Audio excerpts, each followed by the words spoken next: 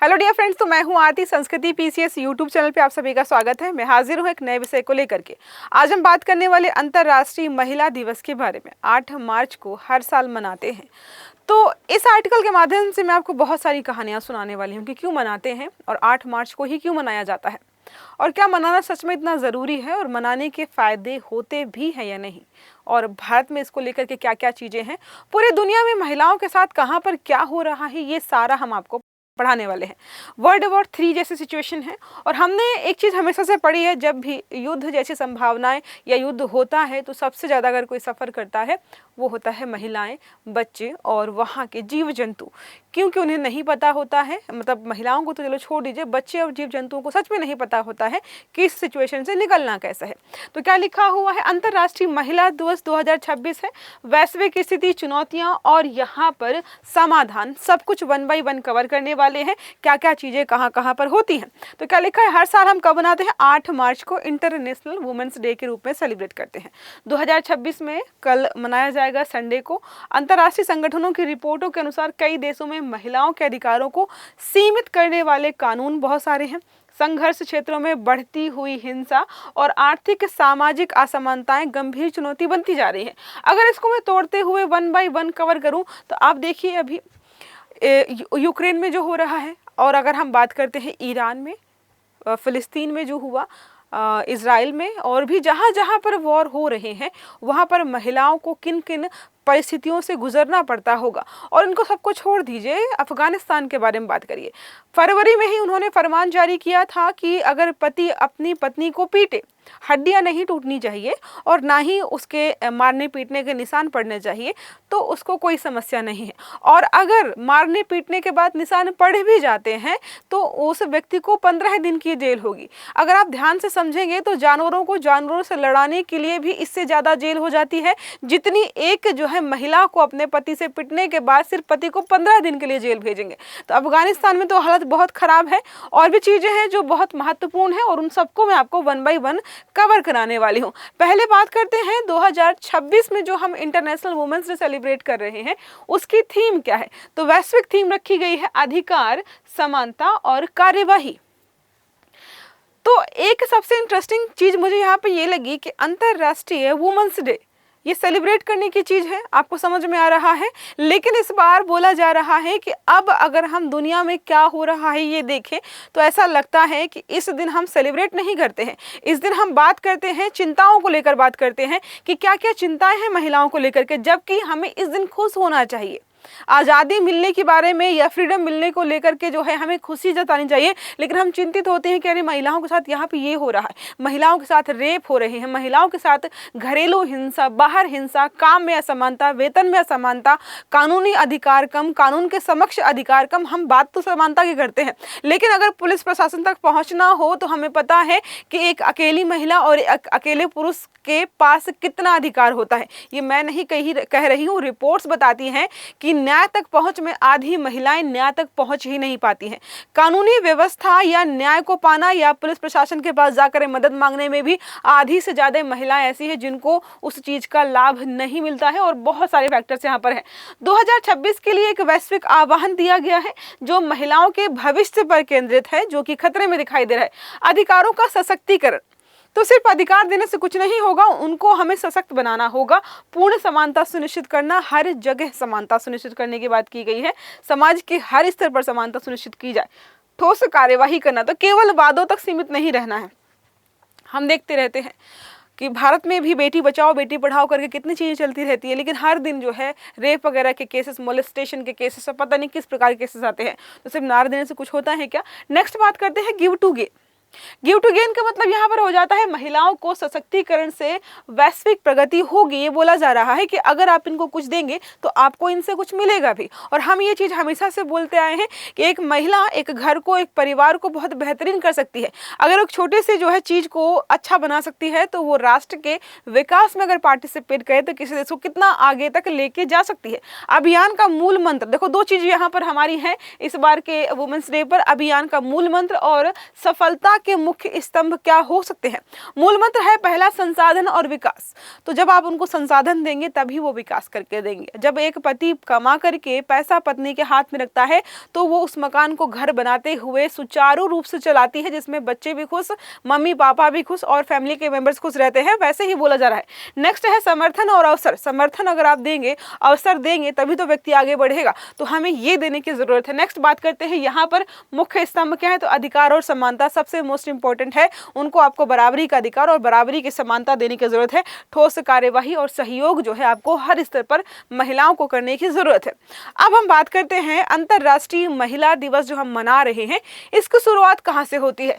तो 1908 में होता है। न्यूयॉर्क में 1500 से अधिक महिलाएं सड़कों पर उतर आती हैं। मजदूर महिलाएं थी, बराबर के वेतन की और भी चीजों को लेकर के अधिकारों की मांग कर रही थी, और ऐसा माना जाता है कि इसी दिन अंतरराष्ट्रीय महिला दिवस की जो है मूल स्थापना कह सकते हैं यही से शुरू हुई थी। उसके एक साल बाद 1909 में होता है, अमेरिका में पहला राष्ट्रीय महिला दिवस मना लेते हैं ये लोग। लेकिन ये महिला दिवस राष्ट्रीय स्तर का था सिर्फ और सिर्फ अमेरिका। 1910 में कोपेनहेगन सम्मेलन में अंतरराष्ट्रीय महिला दिवस का प्रस्ताव रखा जाता है और 1911 में पहली बार कई देशों में इसको मनाया भी गया, और 1975 में यूएन ने फाइनली बोला कि हम इसको अंतरराष्ट्रीय स्तर पर मनाएंगे। अगर हम बात करें तो लगभग जो है 1909 के आसपास बोला जाता है कि रूस में जो है कुछ महिलाएं गई थी भाई अधिकारों के लिए, समानता के लिए, और वोट जैसे वोट के अधिकार वगैरह हो गए। उसके बाद ही यहाँ पर जो है चीज़ें बहुत बेहतर तरीके से काम करना शुरू की। तो ये सारा अभी लिखा हुआ है। 1908 में न्यूयॉर्क वाला हो गया, अमेरिका में पहले राष्ट्रीय महिला दिवस 1909 में मनाया गया, 10 में कोपेनहेगन सम्मेलन में अंतरराष्ट्रीय महिला दिवस का प्रस्ताव रखा गया। ये सारा आपको ऑलरेडी मैंने समझा दिया है। और 2026 में जो हम अंतरराष्ट्रीय महिला दिवस मना रहे हैं वो है 115वां। तो 1975 से काउंट करेंगे तो आपको जो है आसानी हो जाएगी कि कहां पर कितना नंबर हो रहा है। अब बात करते हैं कि अलग अलग जगहों पर क्या हो रहा था। ये जो आर्टिकल हम पढ़ रहे हैं ना, किसी एक जगह नहीं लिखा था, बहुत सारी जगह पर बहुत सारी जानकारी दी हुई थी, जिसमें महिलाओं के बारे में क्या क्या होता है पूरी दुनिया में ये सारा बताया गया था। तो बोला जा रहा है कि भाई संयुक्त राष्ट्र और WHO की रिपोर्ट अगर आप समझेंगे तो वो लोग यहाँ पे बोल रहे हैं कि 64% पुरुषों के मुकाबले महिलाओं को प्राप्त कानूनी अधिकार कम है। तो मतलब अगर कानूनों की बात करते हैं तो 64% महिलाओं को ये आधार या अधिकार कम मिल रहे हैं। 1/3 विश्व की महिलाएं जो किसी न किसी रूप से हिंसा का शिकार होती हैं। ऐसा माना गया है कि बहुत सारी मतलब जो है बहुत बड़ी संख्या में लगभग 50% से अधिक महिलाएं ऐसी हैं जो कि ऐसी जगह रह रही हैं जहां पे वो रहती हैं उनके 50 मीटर के दायरे में बहुत सारी हिंसाएं या हिंसात्मक घटनाएं हो रही हैं। 70% से अगर हम बात करते हैं तो 70% देशों में मौजूद है महिलाओं के खिलाफ भेदभावपूर्ण कानून। अफगानिस्तान का ले लीजिए, बिना पेरेंट्स के, वो भी मेल पेरेंट्स के, आप मार्केट से बाहर नहीं जाएंगे, स्कूल जाने की आज़ादी नहीं है, कॉलेज जाने की आज़ादी नहीं है, आपको किसी भी प्रकार की कोई भी आज़ादी नहीं है। जब से तालिबान यहाँ पर आया तो कुछ लोग स्टार्टिंग में आए थे, वो वहाँ से भागना चाहते हैं। ऐसे ही यूक्रेन में भी जो है बहुत हालत ख़राब है, यूक्रेन की महिलाओं की हालत ख़राब है। उनके साथ जो है सर्वे किया गया तो उन्होंने काफ़ी हद तक एलिगेशंस लगाए थे रशियन सैनिकों पर कि भाई इनके द्वारा हमारा मोलेस्टेशन किया गया है। तो जब भी कुछ ऐसा होता है, सबसे ज़्यादा किसी को अगर सफ़र करना पड़ता है वो होता है महिलाएं। और इसके अलावा अगर हम बात करें और भी अन्य कानूनों के तहत, अमेरिका का सबसे बेहतरीन, मतलब बेहतरीन क्या मतलब शर्मनाक है वो कि महिलाओं को वहाँ पर अबॉर्शन कराने की अनुमति नहीं है। और भाई एक चीज़ और उन्होंने निकाली थी कि पूर्व सैनिक जो रह चुके हैं उनके फैमिलीज़ में अगर कोई भी ऐसा होता है तो उनको तो अबॉर्शन करवाने की अनुमति ही नहीं है। अनुमति सोचिए, उनको डिस्कशन भी करना यहाँ पर इलीगल माना गया कि अगर अबॉर्शन के बारे में आप डिस्कस भी करते हो तो खतरनाक है, गलत है। जो बाइडेन जब थे तो उसमें था कि अगर कोई महिला बीमार है, मेंटली जो स्टेबल है, बच्ची की केयर नहीं कर सकती है, रेप विक्टिम्स है, तो वहां पर अबॉर्शन हो सकता था। लेकिन ट्रंप के आ जाने के बाद वहां पर उसको भी बदल दिया गया। लड़ाई चल रही है वहां पर इस चीज को लेकर के। तो आप भारत में हैं, भारत में मुझे लगता है बहुत सारी सुविधाएं आपको यहाँ पे मिलेंगी जो शायद किसी देश में नहीं है। 84 करोड़ जीवन काल में यौन या घरेलू हिंसा झेलने वाली महिलाओं की कुल संख्या है। 84 करोड़ दुनिया में महिलाएं ऐसी हैं जो न किसी रूप में हिंसा का या फिर यौन शोषण का शिकार हुई हैं। अब बात करते हैं विश्व के जो प्रमुख संकट वाले क्षेत्र हैं जहां पर कुछ ज्यादा ही स्थिति खराब है। पहला आता है तालिबान शासन वाला अफगानिस्तान, पता है ऑलरेडी हमें, माध्यमिक और विश्वविद्यालय शिक्षा बंद है, 20 लाख से अधिक लड़कियां शिक्षा से वंचित हैं यहाँ पर। नेक्स्ट है पुरुष अभिभावक के बिना यात्रा पर आपको रोक है और अधिकांश नौकरियों पर पाबंदी है, अधिकांश नौकरियों पर पाबंदी है। नेक्स्ट बात करते हैं सूडान में, यहाँ पर जो गृह युद्ध है उसकी वजह से संघर्ष से जुड़ी यौन हिंसा में 87% की वृद्धि हुई है। नेक्स्ट स्वास्थ्य सेवाएं ध्वस्त हैं, विस्थापन और भूख का यहाँ पर जो है गंभीर स्थिति है। कितनी सारी स्टोरीज मैंने पढ़ी थी कि बहुत सारी महिलाएं ऐसी थी जो कि शेल्टर्स में रह रही थी, भागते भागते दौड़ते दौड़ते या अपनी जान को बचाते हुए गर्भवती महिलाओं ने सड़कों पर बच्चों को जन्म दिया है। उनके पास प्रॉपर कोई चीज जगह ही नहीं थी, चीज तो छोड़ दीजिए। और जो है कई स्टोरीज ऐसी थी कि जहां पर शरण ली है वहां पर बारिश का पानी और उगने वाली घास को खा करके महिलाओं ने अपना जीवन बचाया है। नेक्स्ट बात करते हैं विस्थापन का दर्द और प्रजनन अधिकारों पर वापसी। तो विस्थापन में सबसे ज्यादा किसी को झेलना पड़ता है तो वो होती है महिलाएं, महिलाओं को बहुत ज्यादा टॉलरेट करना पड़ता है। तो यूक्रेन युद्ध का प्रभाव देखें तो लाखों महिलाएं विस्थापित है, 4 में से 1 महिला ने हिंसा का अनुभव किया है। यूक्रेनियन महिलाओं की बात कर रहे हैं हम। शरणार्थी शिविरों में शोषण, मानव तस्करी और खतरा, रोजगार और सुरक्षा सब आपको देखने को मिलेगा। नेक्स्ट बात करते हैं यूनाइटेड स्टेट्स के बारे में। कानूनी विवाद जो है 2022 में रोई वी वोडे का सुप्रीम कोर्ट द्वारा पलटे जाने के बाद प्रजनन अधिकारों को लेकर के नई तीव्र बहस हो गई। वही कि पूर्व सैनिक जो भी रहे हैं वो अब जो है मतलब अबॉर्शन करवा ही नहीं सकते हैं। वैश्विक स्तर पर कानूनी असमानताएं कहां पर क्या क्या है, तो संयुक्त राष्ट्र रिपोर्ट के अनुसार अगर हम समझे तो बताते हैं कि न्याय में बाधा, वैश्विक स्तर पर बहुत सारी कानूनी खामियां हैं। 54% देश ऐसे हैं जहां पर बलात्कार को सहमति आधारित अपराध के रूप में स्पष्ट परिभाषित नहीं किया गया है। समझ रहे हैं यहाँ पर कि सहमति थी इसलिए अपराध ही नहीं माना जा रहा है। 75% देश ऐसे हैं जहां पर बाल विवाह अभी भी कानूनी रूप से संभव है। नेक्स्ट 44% देश अभी भी ऐसे हैं समान कार्य के लिए समान वेतन या कोई कानूनी कार्यवाही होती ही नहीं है। ये जो है अभी में ही महिलाओं के साथ हो रहा है। नेक्स्ट बात करते हैं 21वीं सदी की नई और जटिल चुनौतियां क्या क्या है। डिजिटल हिंसा, तो सिर्फ फिजिकली या सामने से हिंसात्मक चीजें नहीं होती हैं, लोगों को बुली, महिलाओं को बुली किया जाता है। बॉडी शेमिंग करना, कलर को लेकर के, कलर कॉम्प्लेक्शन को लेकर के यहाँ पर चीजें हैं। तो ट्रोलिंग, साइबर उत्पीड़न, ऑनलाइन धमकी भरी चीजें हो रही हैं लगातार और इनमें कमी नहीं आ रही है, इनमें वृद्धि हो रही है। लोग किसी के जो है न्यूड वीडियोज और फोटोज, खास करके लड़कियों को देख करके उनके साथ जो है सिंपैथी नहीं दिखाते हैं, वो लोग मांगते हैं कि हमें भी देखना है। लोग चीज़ों को कंट्रोल करने के बजाय लोग चीज़ों को स्प्रेड करने में ज़्यादा इंटरेस्टेड दिखाई देते हैं। इस प्रकार की सोसाइटी हो गई है महिलाओं के लिए। संघर्ष क्षेत्रों में हिंसा देखेंगे, कई युद्ध क्षेत्रों में बलात्कार को युद्ध के हथियार के रूप में इस्तेमाल किया जाता है। बलात्कार को युद्ध के हथियार के रूप में इस्तेमाल किया जा रहा है कि ये करेंगे और इस चीज से बाकी जहां पर हम हमला करने जा रहे हैं वहां के लोग डरेंगे इस चीज को लेकर के, अरे हमला करेंगे तो हमारी महिलाओं और बेटियों के साथ बलात्कार ना हो जाए। ये चीजें हो रही। आर्थिक चुनौतियां, तो महिलाओं के अधिकारों पर काम करने वाले 90% जो संगठन है वो बोलते हैं कि हम महिलाओं के लिए काम करना चाहते हैं, इस वजह से हमें बहुत सारी कानूनी बाधाएं झेलनी पड़ती है, हमारे पास फंड्स नहीं होते हैं। और इतने सारे जो संगठन है वो बोलते हैं कि भाई इन सब के चलते हम 2 महीने से ज्यादा सरवाइव कर ही नहीं पाते हैं और उनको बंद करना पड़ता है। और ऐसे बहुत सारे संगठन बंद हुए हैं जो महिलाओं के अधिकारों के लिए लड़ रहे थे और 2 से 3 महीने बाद जो है उन्होंने दम तोड़ दिया। क्यों उनको कानून का सामना करना पड़ता है।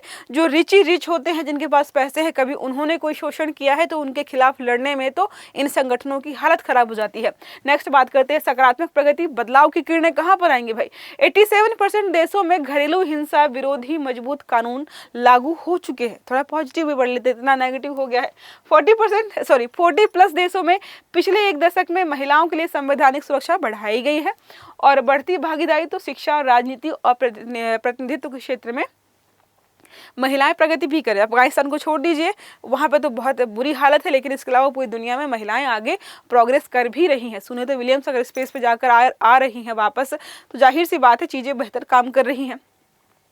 अब बात करते हैं कि भारत में बेटियों को लेकर के क्या क्या चीजें हुई हैं। बेटी बचाओ बेटी पढ़ाओ सबसे मोस्ट इंपॉर्टेंट है, लड़कियों की शिक्षा और लिंग अनुपात को सुधारने के लिए है। प्रधानमंत्री मातृ वंदना योजना, गर्भवती महिलाओं को यहाँ पर सीधा लाभ दिया जा रहा है। किशोरी शक्ति योजना, किशोरियों के पोषण स्वास्थ्य कौशल को विकसित करने के लिए यहाँ पर। नेक्स्ट है यहाँ पर सुरक्षित यात्रा के लिए और सार्वजनिक परिवहन में आपने देखा होगा ना कि दिल्ली में मेट्रो वगैरह बसेस वगैरह फ्री रहती है महिलाओं के लिए। तो मेरी सहेली ऑपरेशन इंडियन रेलवे द्वारा शुरू किया गया ट्रेन में अकेली यात्रा करने वाली महिलाओं की सुरक्षा सुनिश्चित करने के लिए ये चलता है, पता है ना कि नहीं पता है। सुरक्षित परिवहन तंत्र है, महिलाओं के लिए कैब सेवाएं हैं, मेट्रो ट्रेन अलग इनके लिए डिब्बा यहाँ पर रहता है। यहाँ पर पता है जब ये चीज़ मैंने पढ़ी ना कि मेट्रो में एक डिब्बा महिलाओं के लिए आरक्षित है, एक ट्रेन या मेट्रो की पूरी ट्रेन में 8 डिब्बे होते हैं और भारतीय महिलाओं की पॉपुलेशन 50% है। 50% पॉपुलेशन को एक डिब्बा देकर के खुश कर दिया गया कि तुम्हारे लिए तो हमने एक डिब्बा रखा हुआ है। तो आपका तर्क हो सकता है कि एटलीस्ट पुरुषों को तो कोई सीट ही नहीं मिल रही है, तो उसको हम डिबेट नहीं करेंगे। नेक्स्ट हम बात कर लेते हैं प्रमुख सरकारी योजनाएं हैं, ये हमने समझ लिया है, दोनों बता दिए हैं मैंने ऑलरेडी क्या क्या और कैसे काम कर रहा है। ऑपरेशन है मेरी सहेली इंडियन रेलवे ने शुरू किया, ये बता दिया है। किशोरी शक्ति योजना में पोषण स्वास्थ्य वगैरह पर ध्यान दिया जा रहा है। महिलाओं के लिए सुरक्षित परिवहन वाला भी हमने ऑलरेडी देख लिया है। नेक्स्ट बात करते हैं कि 2026 का संदेश यहाँ पर क्या है।